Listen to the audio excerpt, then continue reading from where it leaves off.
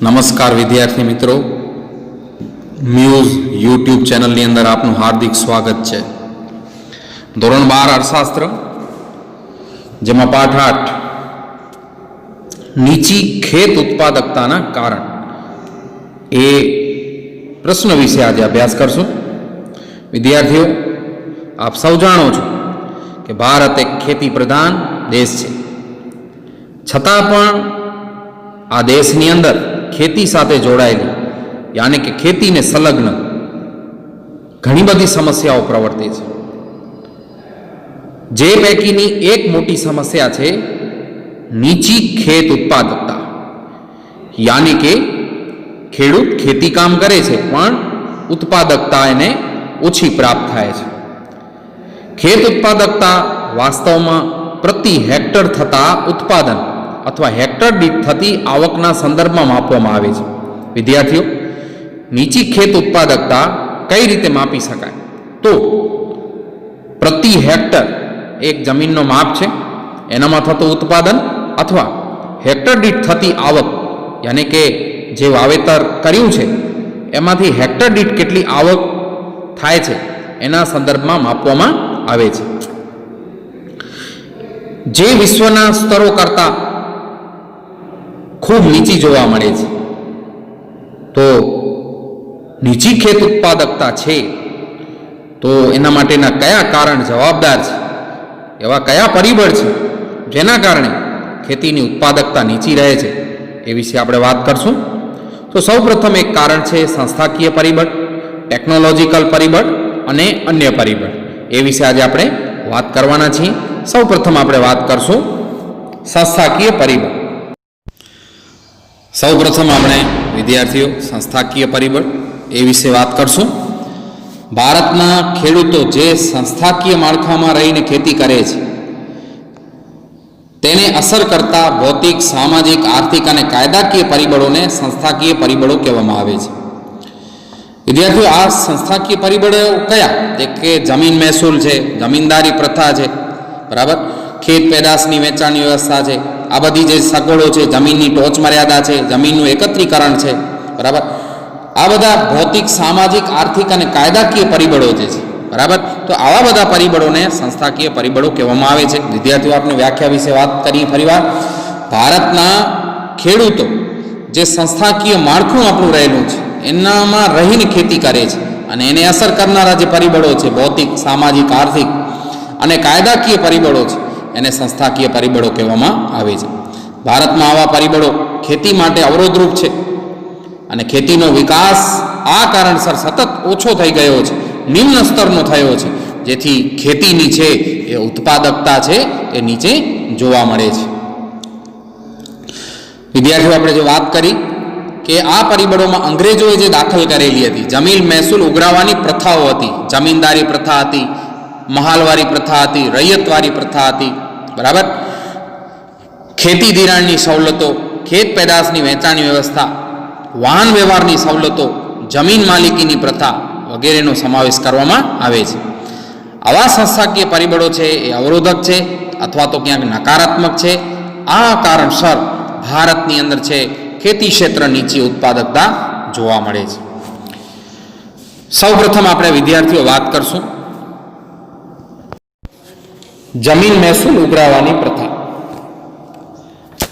વિદ્યાર્થીઓ, ભારત દેશ આઝાદ થયો ત્યારે આપણા દેશની અંદર જમીન ઉપર ટેક્સ ઉઘરાવવાની યાની કે જમીન મહેસૂલ ઉઘરાવવા માટે 3 રીતો હતી. એક જમીનદારી પ્રથા હતી, મહાલવારી પ્રથા હતી અને રૈયતવારી પ્રથા હતી.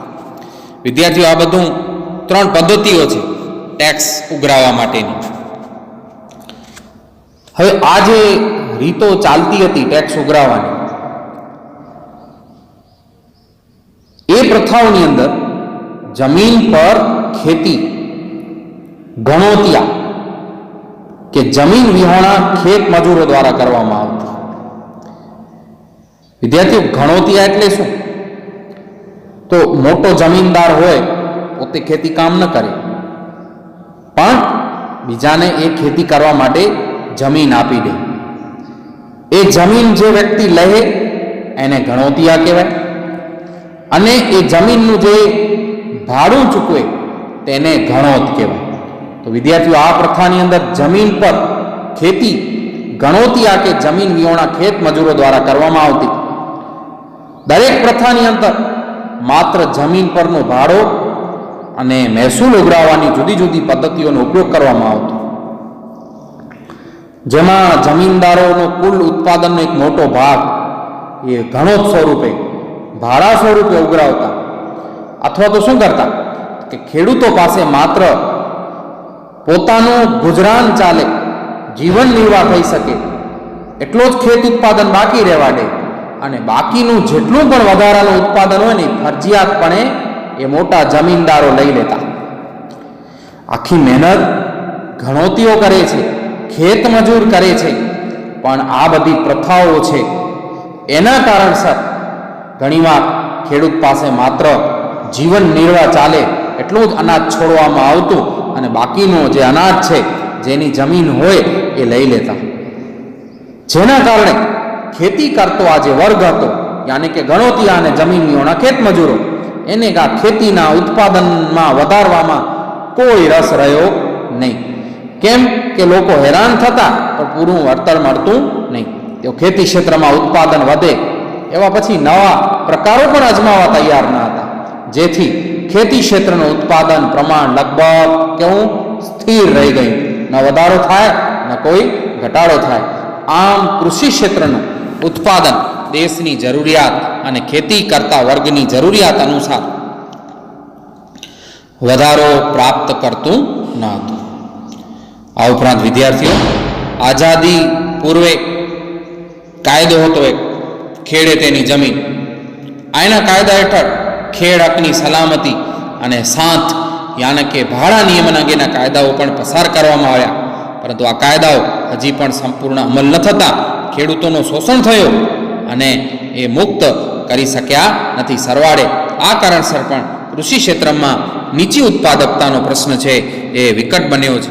વિદ્યાર્થીઓ, લાંબા સમય સુધી મોટા જમીનદારની જમીન જો ખેડે તો ખેડે તેની જમીન. વિદ્યાર્થીઓ, બધી ટૂંકમાં માહિતી થોડી આપી રહ્યો છું આપને. પછી ખેડ હક યાની કે જમીન ઉપર ખેતી કરે છે તો એને ઘણો આપણે મોટો જમીનદાર વ્યક્તિ છે એ કાઢી ન શકે, એને લગતા એવા ઘણા બધા કાયદાઓ છે પસાર કરવામાં આવ્યા હતા, પણ કાયદાઓમાં છટકબારી શોધી અને કાયદાઓનો સંપૂર્ણ અમલ ન થયો, શોષણ થયો, અને આ કારણસર પણ કૃષિ ક્ષેત્રમાં નીચી ઉત્પાદકતાનો પ્રશ્ન છે એ વિકટ બન્યો છે. ત્યારબાદ આપણે વાત કરશું ખેત ધિરાણ, યાની કે ખેતીના કામની અંદર લોકોને લોન મળી રહે. ભારતની અંદર મોટા ભાગના ખેડૂતો ગરીબીનો સામનો આજે કરતા જોવા મળે છે, જેમને દરેક પાક અગાઉ ખેતીના કામ માટે નાણાંની યાની કે એને ધિરાણની આવશ્યકતા રહે છે, અને એ લોન મળે યાની કે નાણાં મળે ખેડૂતોને તો એની મદદથી તેઓ ખેતીમાં વાવેતર માટે બિયારણ, ખાતર, જંતુનાશક દવાઓ વગેરે ખરીદવા માટે શક્તિમાન બને છે, અને આ કારણસર ઉત્પાદનની પ્રક્રિયા છે એ શક્ય બનશે. પરંતુ આઝાદી સમયથી ખેત ધિરાણમાં ખાનગી નાણાં ધીરનારની મોટી ભૂમિકા છે. યાને કે બેંકો ઝડપથી નાણાં પ્રોવાઈડ ન કરી શકે તો આ લોકો યાને કે ખેડૂત લોકો એ ખાનગી લોકો, સાહુકારો, પઠાણો, સરાફો એના પાસેથી છે ખાનગી રીતે છે નાણાં લઈ આવે છે. ભારતમાં 1951માં અંદાજે 71.6% ખેત ધિરાણ નાણાં ધીરનારનો વ્યવસાય કરતા લોકો દ્વારા કરવામાં આવતો. 1951માં કેટલા? 71.6% ખેત ધિરાણ નાણાં ધીરનારનો જે ધંધો કરતા હતા એમના દ્વારા કરવામાં આવતું. હવે આ ધિરાણ તેઓ ખૂબ ઊંચા વ્યાજના દરે ખેડૂતોને પૂરું પાડતા. આ ઉપરાંત હિસાબોમાં ગડબડ કરે, યાની કે ખેડૂતો રકમ જમા કરાવવા જાય ત્યારે પણ હિસાબોમાં ગડબડ કરે અને ગરીબ ખેડૂતોને છેતરતા હતા, જે કારણસર ખેડૂતો ખેતીના કામની અંદર પણ રસ રહ્યો નહીં. આઝાદી પછી સરકારે રાષ્ટ્રીય સ્તરે બેંકોનું વિસ્તરણ કરતા નાણાં ધીરનારનો વ્યવસાય કરતા લોકોનું મહત્વ ઘટી ગયું અને સરકારે 1975માં પ્રાદેશિક ગ્રામીણ બેંક અને 1982થી NABARD national bank for agriculture and rural ડેવલપમેન્ટની એમણે રચના કરી અને આ રીતે એમણે લોકોને, ખેડૂતોને શોષણમાંથી બચાવવા માટે સંસ્થાકીય ખેત ધિરાણનો વ્યાપ વધાર્યો છે. તેમજ આ સદ્ધન યાની કે વ્યાપક પ્રયાસોને કારણે વર્તમાન સમયની અંદર નાણાં ધીરનારનો વ્યવસાય કરતા લોકો દ્વારા માત્ર હવે 27% ખેત ધિરાણ પૂરું પાડવામાં આવે છે, જ્યારે ખેડૂતોને પોતાના ખેતીનું કામ કરવા માટે મોટા ભાગનું ખેત ધિરાણ ઘણી બધી જે સંસ્થાઓ છે એના દ્વારા પૂરું પાડવામાં આવે છે. આ તમામ બાબત ઉપરથી સ્પષ્ટ થાય છે કે ખેડૂતોનો સંસ્થાકીય ખેત ધિરાણના માધ્યમો સિવાયના ખેત ધિરાણમાં ધિરાણ મેળવવા પાછળનો ખર્ચ છે ઊંચો રહે છે. યાને કે સંસ્થાકીય બેંકો છે એની અંદર ખેત ધિરાણ, નાબાર્ડ છે, બરાબર, લેન્ડ ડેવલપમેન્ટ બેંકો છે, પ્રાદેશિક ગ્રામીણ બેંકો છે, બરાબર, આ બધી સંસ્થાકીય છે, બરાબર. એના જે માધ્યમો સિવાયના જે ખેત ધિરાણમાં ધિરાણ ઊંચો લેવાતો હતો એનાથી ખેડૂતોને કૃષિ ક્ષેત્રની આવક નહીવત રહેતો અને ખેડૂતોને વધુ ઉત્પાદકતા મેળવવા માટે ખેતીજન્ય કામ કરવાનું પણ આકર્ષણ રહ્યું ન હતું, જેના કારણે પણ કૃષિ ક્ષેત્રની અંદર સતત નીચી ઉત્પાદકતા જોવા મળે છે. ત્યારબાદ આપણે વાત કરશું કૃષિ પેદાશ થઈ હવે એના માટેની વેચાણની વ્યવસ્થા. ભારતની અંદર નબળો પાયાનો માળખો છે, યાને કે ઇન્ફ્રાસ્ટ્રક્ચર નબળું છે. એના કારણે દૂર દૂરના જે ગામડાઓ છે, અંતરિયાળ ગામડાઓ છે અને ખેત બજારો છે તેને જોડતા યોગ્ય રોડ, રસ્તા કે વાહન વ્યવહારની સગવડ યોગ્ય નથી. યાને કે ગામ અને નેશનલ હાઈવેના જે રસ્તા છે એને એપ્રોચ રોડથી જોડી શકાય એવા પાકા રસ્તાઓ હજી બનેલા નથી. યાને કે વાહન વ્યવહાર, રોડ, રસ્તા, આ ઉપરાંત સંદેશા વ્યવહાર એની હજી પૂરતી સગવડ નથી. ઉપરાંત ખેત બજારમાં ખેત ઉત્પાદન પછી તરતના બજાર ભાવ અને મોસમના અંતે મળતા ભાવ વચ્ચે મોટો તફાવત જોવા મળે છે. વિદ્યાર્થીઓ, ખેત બજારમાં ખેત ઉત્પાદન પછી તરતનો બજાર ભાવ અને મોસમનો અંતે મળતો ભાવ વચ્ચે મોટો તફાવત જોવા મળે છે. વિદ્યાર્થીઓ, મોસમની જ્યારે શરૂઆત થતી હોય ત્યારે એના ભાવ ઘણીવાર ઊંચા હોય છે, ત્યારે માલ સામાન તૈયાર થઈ ગયું, મોસમ પૂરી થઈ ગઈ ત્યારે એના અંતના સમયની અંદર એ વસ્તુના ભાવ ખૂબ ઘટી ગયા હોય છે. યાને કે ખેડૂતોને અગાઉ જે વસ્તુ જે છે એમાં નફો દેખાતો હતો એ હવે ઉત્પાદન પછી એનો નફો છે ખૂબ ઘટી જાય છે. ઘણીવાર છે એને નુકસાન સહન કરવાનું પણ આવે છે. મોટાભાગે ખેત પેદાશોના ઊંચા ભાવનો લાભ ખેડૂતોને બદલે કોને? વેપારીઓ અને સંગ્રહખોરોને મળે છે. કેમ કે સંગ્રહખોરો છે, વેપારીઓ છે, પુષ્કળ પ્રમાણમાં મોટા પ્રમાણની અંદર એનો સંગ્રહ કરી રાખે છે, બરાબર. અને બજારની અંદર માલની આવક થાય, મોસમની અંદર જ્યારે માલની આવક થાય છે ત્યારે ખેડૂતોને પૂરતા ભાવ મળી શકતા નથી. આ ઉપરાંત કર્જાની અંદર દેવામાં ડૂબેલા ખેડૂતોને દેવાની ચૂકવણી કરવા પોતાની ખેત પેદાશોને ઘણીવાર ઉત્પાદન પહેલાં જ જે નજીકમાં આવેલા સ્થાનિકો છે, સાવકાર લોકો છે, દલાલો છે એને જ વેચી દેવો પડે છે. ખેડૂતો ઓછા માહિતગાર છે અને બજાર અંગેની એને જાણકારી છે નહીં, એવા માર્કેટ યાર્ડને બનેલા નથી. બજાર ભાવ અંગેની જાણકારીનો અભાવ છે, બજારમાં વેચાણની પદ્ધતિની જાણકારી નથી, પોતાના ખેત ઉત્પાદનનું સારું વળતર છે એ મેળવી શકતા નથી, જેના કારણે ખેડૂતો નિરાશાવાદી બને છે અને ખેત ઉત્પાદનનું કૃષિ ક્ષેત્રની અંદર સતત નીચી ઉત્પાદકતા છે જોવા મળે છે. ત્યારબાદ આપણે વાત કરશું ગ્રામીણ સમાજ વ્યવસ્થા. ભારતના ખેડૂતો મોટા ભાગે પ્રારબ્ધવાદી અને અપૂરતી માહિતી ધરાવે છે. નસીબ પર આધાર રાખનારી પ્રજા છે, અપૂરતી માહિતી ધરાવે છે. ગ્રામ્ય સમાજની અંદર ઘણી બધી જૂની પરંપરાઓ ચાલે છે અને જૂની પરંપરાઓને આધારે જ પોતાના જે ધંધાઓ છે, વ્યવસાયો છે એનાથી બંધાયેલા છે. તે મૂળભૂત રીતે પ્રારંભવાદી હોય, ઈશ્વરે આપેલી સમસ્યા છે અથવા તો અભાવ પણ સ્વીકાર કરી લે છે.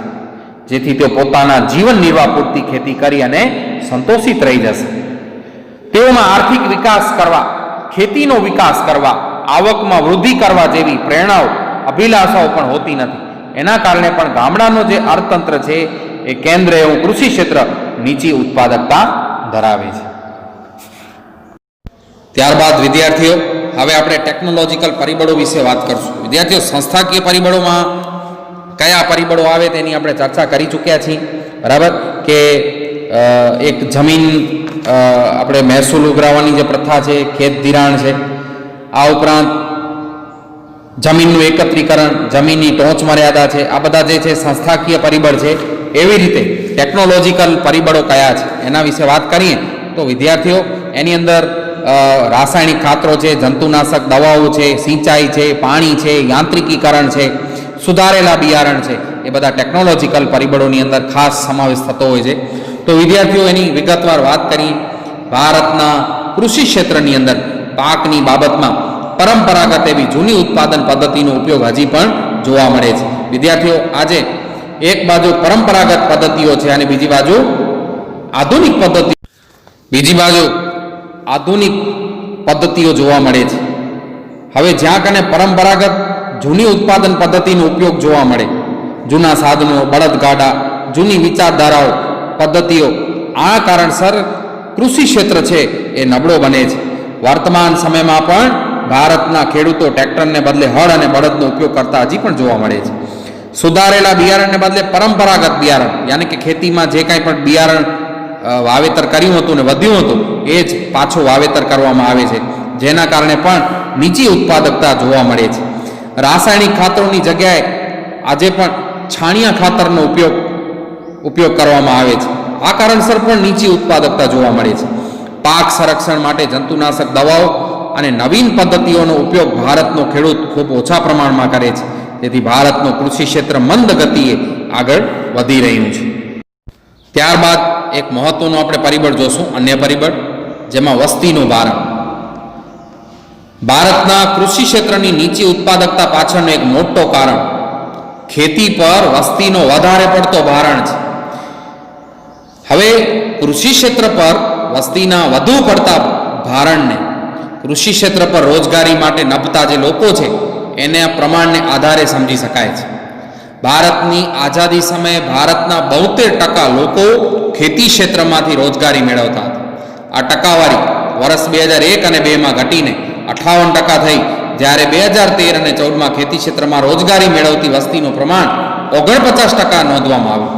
આમ ખેતી ક્ષેત્ર પર રોજગારી મેળવવાનો ભારણ ઘટ્યો છે, છતાં તે અન્ય ક્ષેત્રો કરતાં હજી પણ વધુ. અન્ય ક્ષેત્રો કયા? તો વિદ્યાર્થીઓ, ઉદ્યોગ ક્ષેત્ર છે, સેવા ક્ષેત્ર છે, બરાબર, એના કરતાં ખૂબ વધુ છે અને વિદેશોની તુલનામાં ખૂબ ઊંચું જણાય છે. અહીં ખેતી ક્ષેત્ર કુલ ઉત્પાદનનો જે પ્રમાણ મેળવે તેને વધુ પડતી વ્યક્તિઓ વચ્ચે ઉત્પાદન અથવા આવક સ્વરૂપે વેચાતું હોય શ્રમની ઉત્પાદકતા ઘણી નીચી જોવા મળે છે. એ ઉપરાંત આર્થિક આયોજનનો અભાવ, યાની કે પ્લાનિંગનો છે ખૂબ અભાવ જોવા મળે છે. એના વિશે વાત કરી. ભારત સરકારે પ્રથમ પંચવર્ષીય યોજના ખેતી ક્ષેત્ર માટે બનાવી હતી, પરંતુ બીજી પંચવર્ષીય યોજના 1956થી ભારતનો જે આર્થિક આયોજન ઉદ્યોગોનું કેન્દ્ર બન્યું. પ્રોફેસર પીસી મહાલનોબિસે બીજી પંચવર્ષીય યોજનામાં ઉદ્યોગોને ટોચનું અગત્યનું એક ક્રમ આપ્યો હતો અને ભારત સરકાર ઉદ્યોગોના વિકાસ પાછળ જેટલા પ્રયત્નો, સમય ફાળવણી, ખર્ચ કરે છે તેટલું પ્રદાન તેણે ખેતી ક્ષેત્રને આપેલ નથી. સરવાળે એમ કહી શકાય કે ભારતનું કૃષિ ક્ષેત્ર, ખેતી ક્ષેત્ર અનિયમિત અને મંદ દરે વિકાસ કરતો ક્ષેત્ર હોવાથી સરકાર પણ કૃષિ ક્ષેત્રને જરૂરી પ્રમાણમાં સહાય બની નથી. અને આ જ કારણથી ભારતના કૃષિ ક્ષેત્રની જે સ્થિતિ છે એ ખૂબ ચિંતાજનક છે. આજે ખેતી ક્ષેત્રની અંદર મોસમી બેરોજગારી, પ્રચ્છન્ન બેરોજગારી, તેનો પણ વધારે પડતા આજે લોકો ભોગ બની રહ્યા છે. આ પણ એક અગત્યનું પરિબળ છે. તો વિદ્યાર્થી મિત્રો, આપને આ પ્રશ્ન બરાબર સમજાઈ ગયું હશે. અસ્તુ.